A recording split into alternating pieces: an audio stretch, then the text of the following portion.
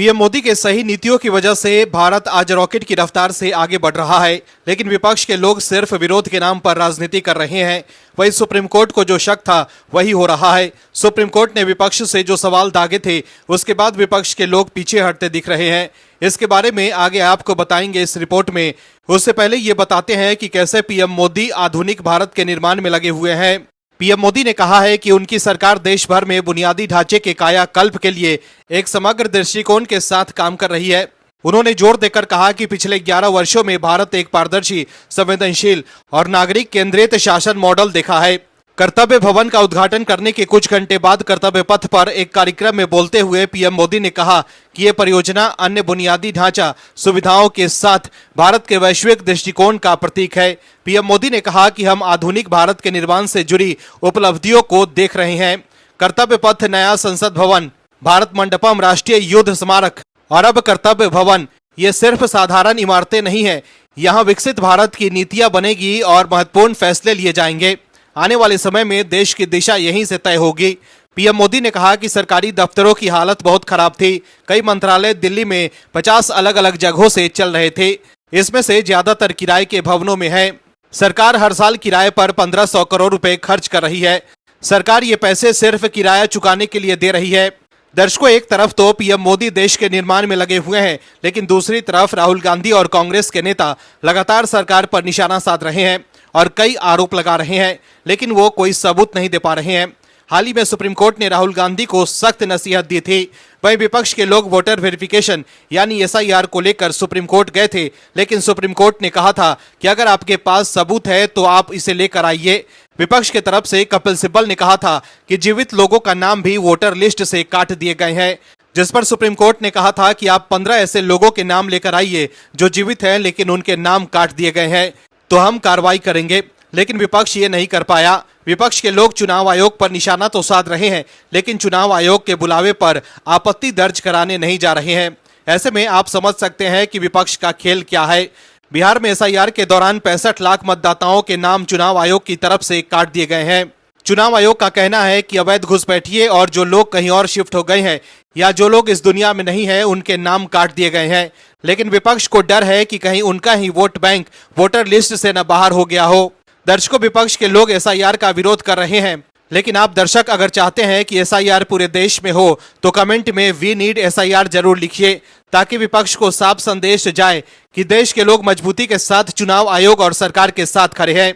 इस खबर में आगे आपको बताएंगे सब कुछ डिटेल में कि कैसे कांग्रेस की बढ़ गई है चिंता और कैसे विपक्ष अपने ही बिछाए जाल में फंस गया है। तो बने रहिए हमारे साथ अंत तक और देखिए हमारी ये खास रिपोर्ट। साथ ही आप दर्शकों से विनम्र निवेदन है कि अगर अब तक आपने चैनल को सब्सक्राइब नहीं किया है तो अभी कर लीजिए।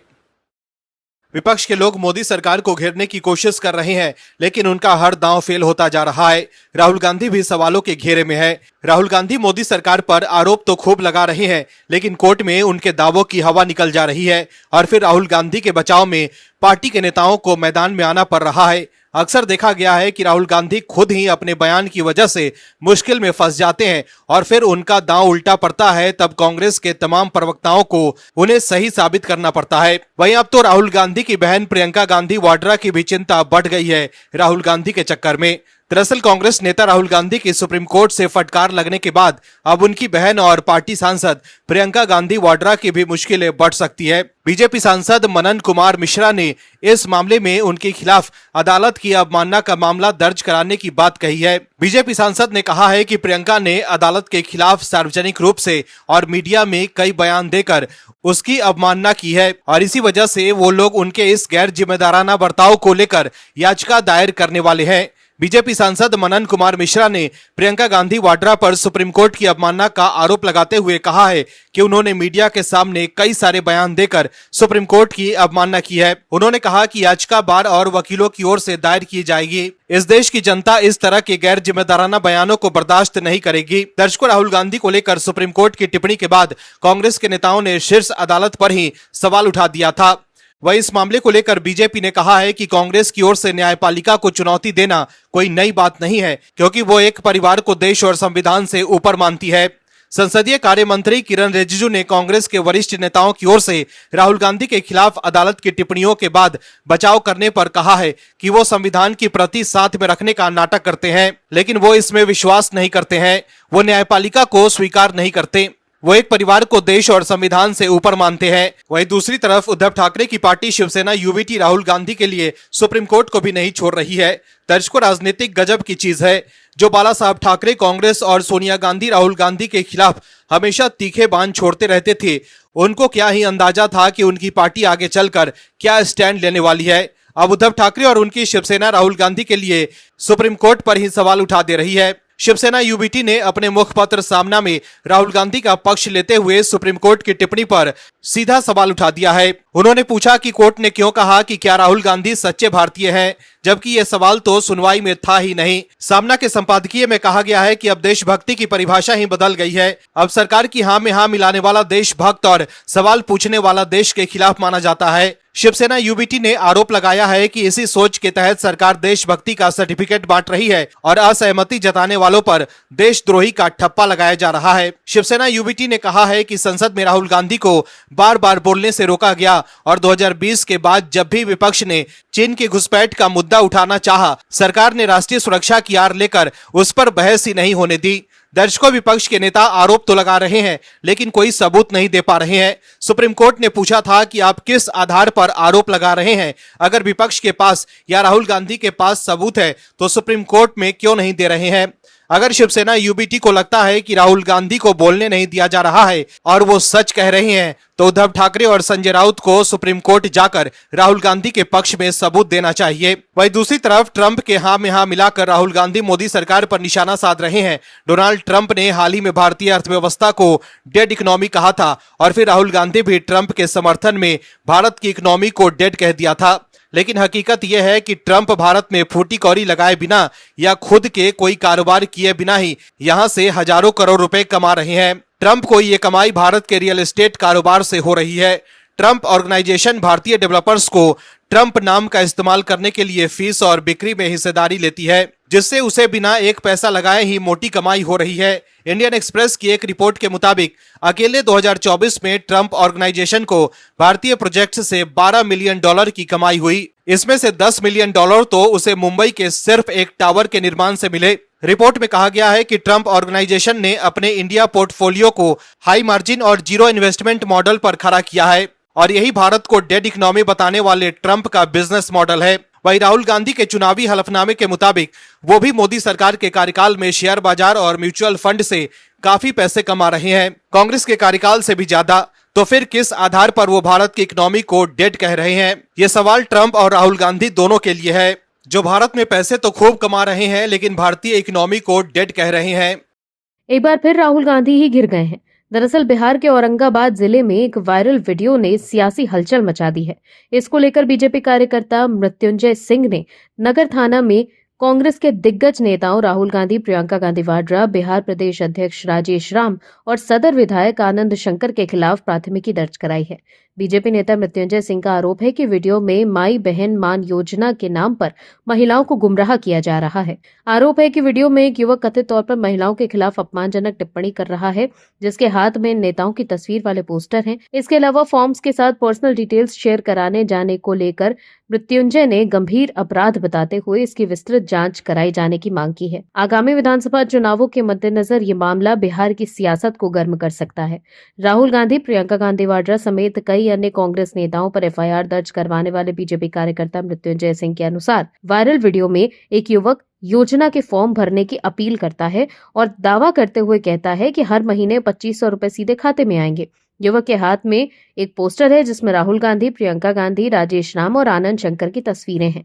वीडियो में कथित तौर पर महिलाओं के खिलाफ अपमानजनक टिप्पणियां भी की गई हैं, जिसे मृत्युंजय ने नारी शक्ति का अपमान बताया। मृत्युंजय ने प्राथमिकी में ये कहा कि ये वीडियो आगामी चुनावों में मतदाताओं को भ्रमित करने की साजिश है।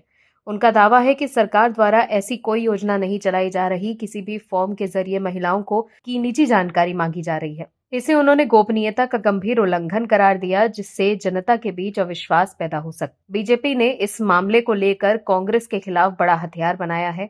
बीजेपी का कहना है कि कांग्रेस फर्जी योजनाओं के जरिए वोट बैंक बनाने की कोशिश कर रही है। दूसरी ओर राहुल गांधी लगातार कोर्ट के चक्कर काट रहे हैं। अमित शाह के खिलाफ बयान देने के मामले में राहुल गांधी बुधवार को अदालत में पेश हुए। गांधी को मानहानि के एक केस में बुधवार को जमानत मिल गई।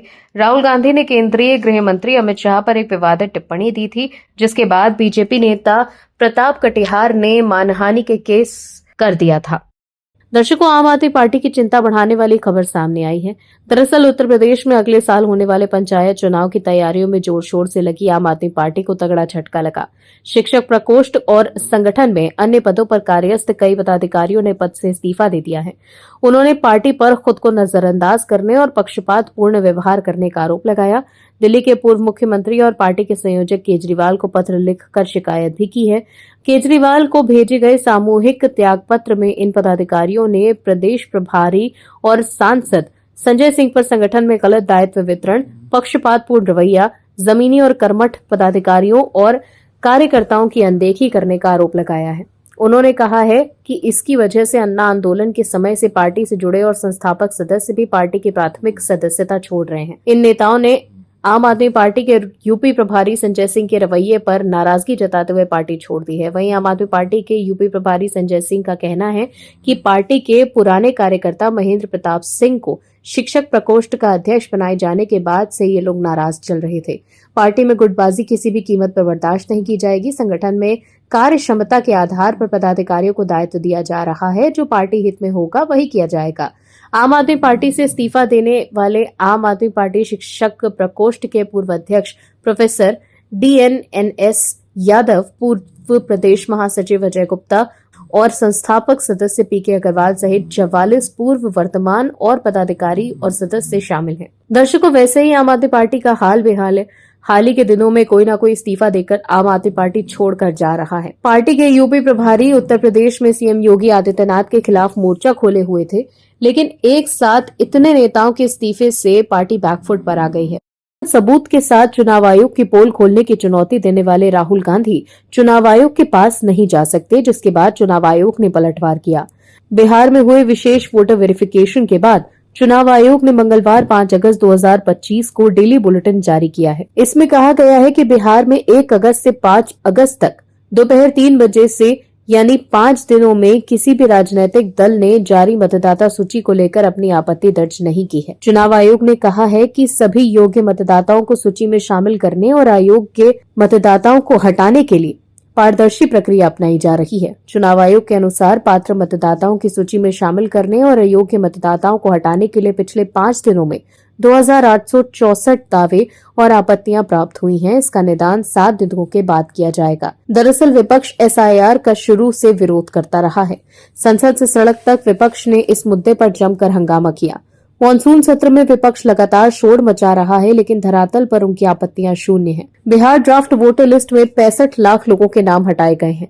इसे लेकर भी विपक्ष के दलों, खासतौर पर RJD और कांग्रेस ने चुनाव आयोग और केंद्र सरकार पर आरोप लगाए हैं। इस मसौदा वोटर लिस्ट पर चुनाव आयोग ने दावे और आपत्तियां आमंत्रित की हैं। 1 अगस्त को ये लिस्ट जारी हुई थी और 5 अगस्त को 5 दिन हो गए, लेकिन किसी भी राजनीतिक पार्टी ने 65 लाख में से किसी भी एक नाम को काटने की भी शिकायत करते हुए आपत्ति दर्ज नहीं कराई।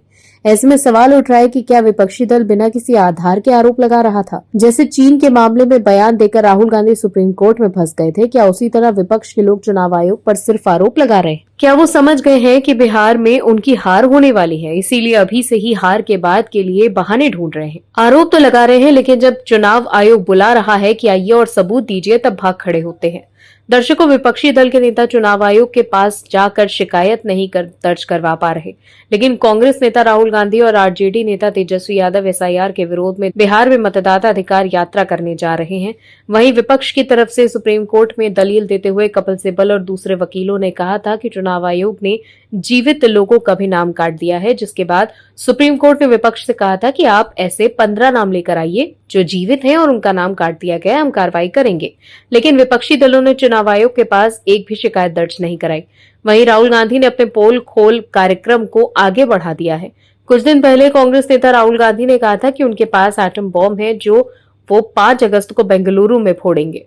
राहुल ने साफ किया था कि 5 अगस्त को वो कर्नाटक प्रदेश कांग्रेस कमेटी कार्यालय में चुनाव आयोग के खिलाफ सबूत देंगे। इसके साथ ही फ्रीडम पार्क से लेकर चुनाव आयोग के कार्यालय तक प्रदर्शन किया जाएगा। लेकिन अब राहुल गांधी ने बेंगलुरु में चुनाव आयोग के विरोध प्रदर्शन की तारीख को 8 अगस्त तक बढ़ा दिया है। कहा यह जा रहा है कि ऐसा शिबू सोरेन के निधन के कारण राजकीय शोक के कारण किया गया है। वहीं एक और बम फोड़ते हुए चुनाव आयोग ने पश्चिम बंगाल में वोटर वेरिफिकेशन की प्रक्रिया शुरू कर दी है। चुनाव आयोग ने पश्चिम बंगाल के मुख्य सचिव को पत्र लिखकर इस बारे में सूचित किया है और राज्य के निर्वाचन अधिकारियों से मतदाता सूची के वेरिफिकेशन की प्रक्रिया शुरू करने को कहा है। आप दर्शकों से विनम्र निवेदन है कि चैनल को सब्सक्राइब जरूर करें